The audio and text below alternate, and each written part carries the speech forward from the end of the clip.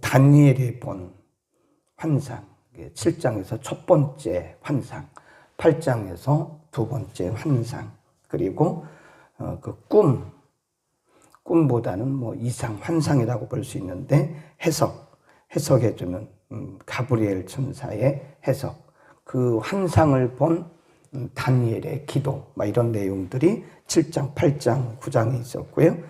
오늘 10장도 세 번째 이상에 대한 말씀입니다.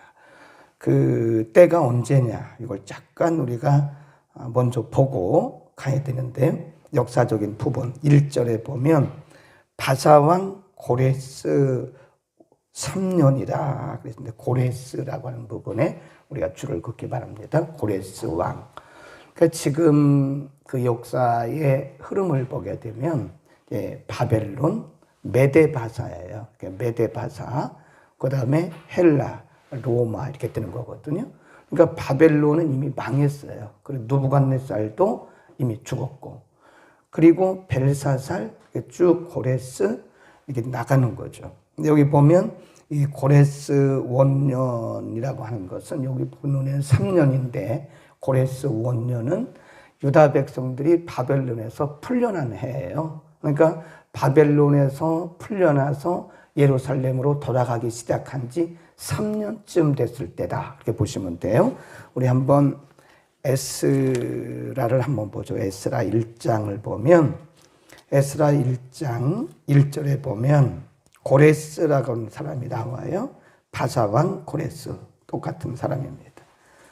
자, 에스라 1장 1절에 보면 바사왕 고레스 원년에 여호와께서 예레미야의 입으로 하신 말씀을 응하게 하시려고 바사왕 고레스의 마음을 감동시키심에 저가 온 나라에 공포도 하고 조소도 내려가로되, 바사왕 고레스는 말하노니 하나님의 신 여호와께서 세상 만국으로 내게 주셨고 나를 명하사 유다 예루살렘의 전을 건축하라 하셨나니. 3절, 이스라엘의 하나님은 참 신이시라. 너희 중에 무릇 그 백성된 자는 다 유다 예루살렘으로 올라가서 거기 있는 하나님의 여호와의 전을 건축하라 그래요. 이게 고레스 왕입니다. 고레스 왕. 그러니까 바사왕 고레스 원년에 해방을 선포했어요. 너희는 다 올라가서 무너진 성전을 다시 재건하라 라고 해방을 선포하고, 그리고부터 3년이 지났는데 지금 10장의 사건은 3년이 지난 후 계속 지금 1차, 2차, 3차에 걸쳐서 예루살렘으로 돌아가는 과정 중에 지금 이 환상을 또 보게 된 거예요. 그러니까 이런 것을 보면 하나님의 역사는 계속해서 진행되고 있다. 지금 왕들이 몇 명이 바뀌었어요. 느부갓네살 왕, 벨사살 왕, 그 다음에 다리오 왕, 고레스 왕. 지금 계속 왕들이 바뀌었잖아요. 다니엘은 여전히 거기 있는 거고, 이게 무슨 말씀이냐면 환경은 바뀌고 사람은 바뀌고 우리의 모든 조건들은 바뀌어도 하나님의 역사는 처음부터 끝까지 계속 틀림없이 진행이 되고 있다는 사실을 우리에게 말씀하는 거죠. 고레스 왕 3년에 다니엘에게 또 환상이 보였어요. 거기 보면 고레스 왕 3년에 나 벨드사살이라 이름한 다니엘에게 나타났는데 그 일이 참되니 곧 큰 전쟁에 관한 것이라. 다니엘이 그 일을 분명히 알았고 그 이상을 깨달으니라. 그때 나 다니엘이, 거기 줄겁시다, 세일에 동안 3주 동안을 슬퍼하고 세일에가 자기까지 좋은 떡을 먹지 않고 금식했다, 그 말이에요. 네. 그때 환상을 보고 계속 1차 귀환하고 2차 귀환하고 계속해서 유다 백성들이 지금 예루살렘으로 돌아가고 있는 그 과정에 이 환상을 보고, 환상을 본 다니엘의 반응이 어떠했느냐. 거기 보면 2절에서 세일의 동안을 슬퍼했다. 3절에서 금식을 했다 그랬습니다. 그 다음에 또 쭉 내려가 보면 반응이 어떠했느냐. 8절, 그러므로 나만 홀로 있어서 이 큰 이상을 볼 때에 내 몸에 힘이 빠졌고 나의 아름다운 이 빛이 변하여 썩은 듯하였고 나의 힘이 다 없어졌다 그랬습니다. 환상을 보고 나서 내가 그 말소리를 들었는데 그 말소리를 들을 때에 내가 얼굴을 땅에 대고 깊이 잠들었다. 그냥 일반적인 잠을 얘기하는 게 아니에요. 혼이 나가요. 어제 우리가 본문에서 보니까 혼절했다래요. 혼절. 그러니까 하나님의 그 놀라운 이상을 보고 환상을 보고 나서 지금 다니엘은 혼이 나갔어요. 오늘날로 말하면 그거를 이제 입신했다. 굉장히 괴로워하고.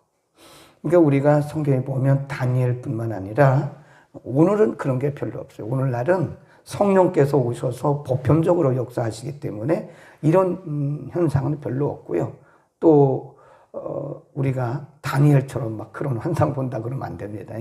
다니엘 시대는 성경이 기록되기 전이었고 성령님이 보편적으로 역사하시기 전이었기 때문에 구약 시대는 특별한 사람에게 특별한 방법으로 특별하게 역사하셨어요. 그러나 신약 시대는 보편적인 역사입니다. 성령의 역사가 보편적으로 모든 사람들에게 임하는 거예요. 물론 이런 경우도 있긴 합니다만은 신약 시대는 드물죠.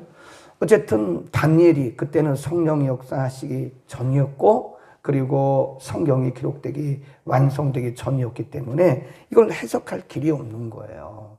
그러니까 다니엘이 그 환상을 보고는 깊이 잠들었다. 그 말은 내가 스스로 잠든 게 아니라 혼이 나가버린 거예요. 너무 귀한 일을 보고 앞으로 되어질 일들에 대해서 그가 고민을 하고 있었다라고 하는 거죠. 우리가 이런 내용을 여러 번 보잖아요. 이걸 우리가 영적 통증이라 그래요. 근데 우리가 역사적으로 보면요. 신약 시대에도 이렇게 앞서가는 사람들을 보면 영적인 통증을 느끼고 살아가요. 시대를 바라보면서 아무것도 모르는 사람들은 시대를 그냥 룰루랄라 좋은 세상이라고 막 살아가죠. 먹고 살기 좋은 세상이다. 근데 우리가 영적으로 바라보면 이 세상이 결코 그렇게 평안한 세상이 아니고 그렇게 먹고 살기 좋은 세상이 아니라고요. 앞으로 이 땅에 일어나게 될 여러 가지 일들을 생각하면 기도하는 사람들은 영적 해안이 있는 사람들은 이 시대를 바라보면서 오히려 영적인 통증을 느끼게 되어 있다. 그런 얘기입니다. 그런 반응을 보였고요. 그 다음에 오늘 본 환상은 내일 본문에서 해석을 해줘요. 가브리엘 천사가 또 와서 그 내용을 해석을 해주는데 오늘 본문에 보면 우리가 꼭 봐야 할 부분이 하나 있습니다. 거기 보면 5절에 보면 그때에 나타났던 분 5절 보면 그때 내가 눈을 들어 바라본 즉 한 사람이 세마포 옷을 입었고 허리에는 우바스 정금대를 띄었고 그 몸은 황 같고 그 얼굴은 번갯빛 같고 그 눈은 횃불 같고 그 팔과 발은 빛난 놋과 같고 그 말소리는 무리의 소리와도 같다. 이거 천사 모습이 아닙니다. 이 천사가 아니에요. 지금 예수 그리스도의 모습을 미리 오실 메시아의 모습을 미리 다니엘의 환상을 통해서 보여주신 거예요. 지금 성경이 말씀하려고 하는 것은 무슨 메데바사 그리고 헬라 또 로마가 일어나서 부흥한다. 그게 아니고 진짜 말씀하려고 하는 것은 역사가 진행되는 중에 여전히 그때도 메시아에 대한 예언이 계속되고 있었다고 하는 거예요. 이 부분을 말씀하려고 하는 거예요. 또 한번 보세요. 2장으로 쭉 갑니다. 2장에 보면 2장 45절입니다. 2장 45절에 보면 이 느부갓네살 왕이 본 꿈입니다. 꿈 속에서 지금 다니엘이 나타난 것을 해석하고 있는 거예요.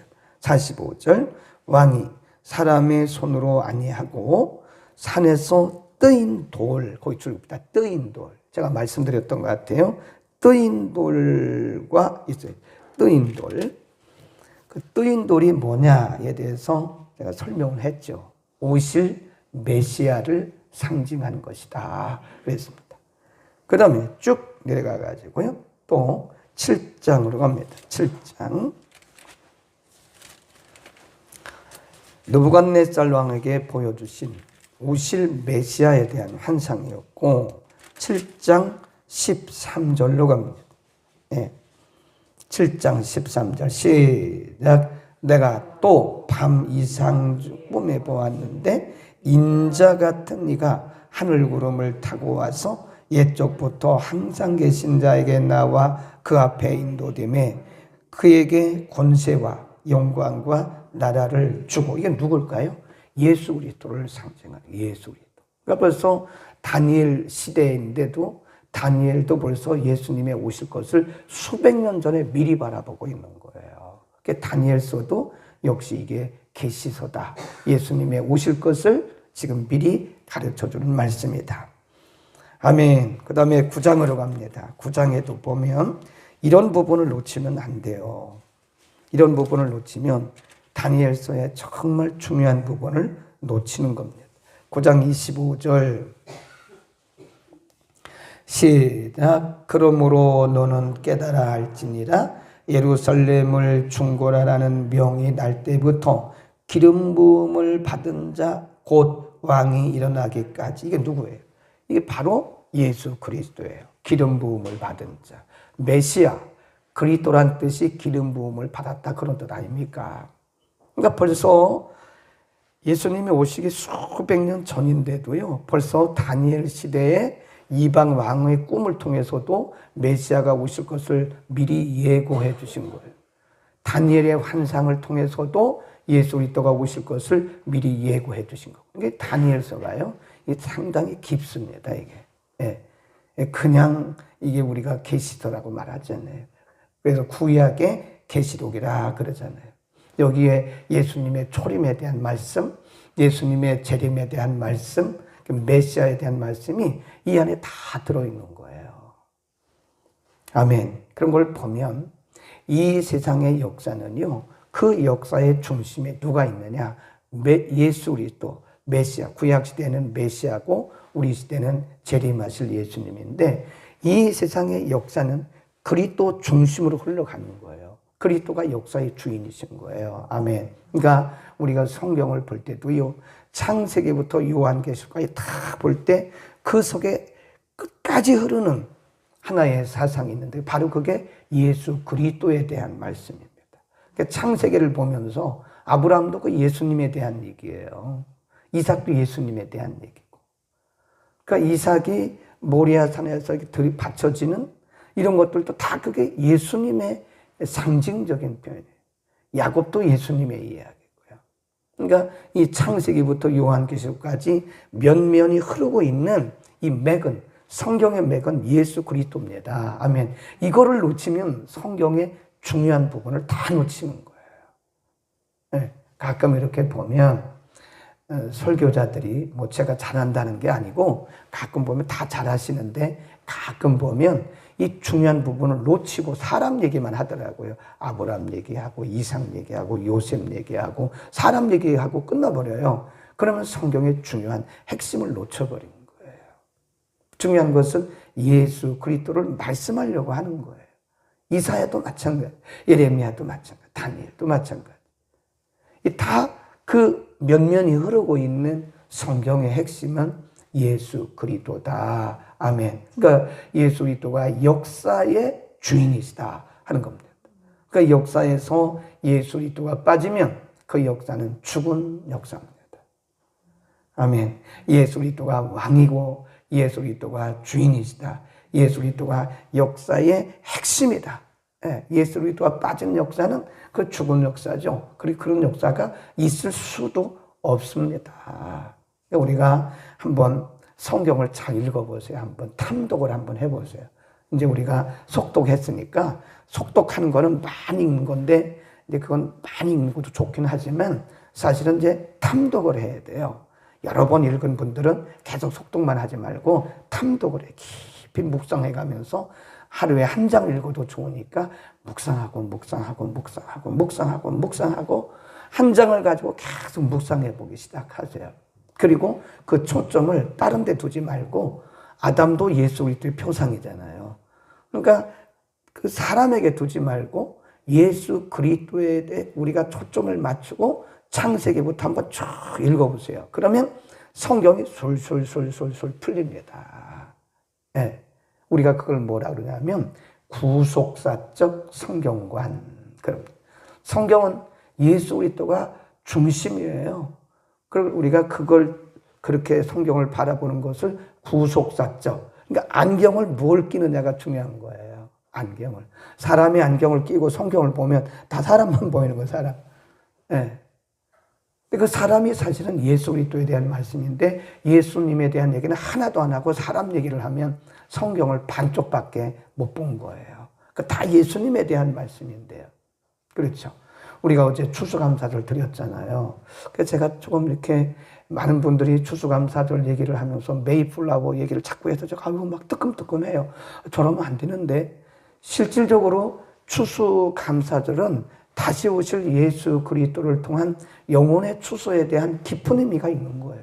예를 들어서 교회들이 그냥 추수감사에 그냥 빠져버리면, 추수감사에 하면 거기에만 그냥 우리가 집중하고 있다면 중요한 거 한 가지를 놓친 거예요. 그게 뭐예요? 예수 그리스도의 재림을 통한 영혼의 추수.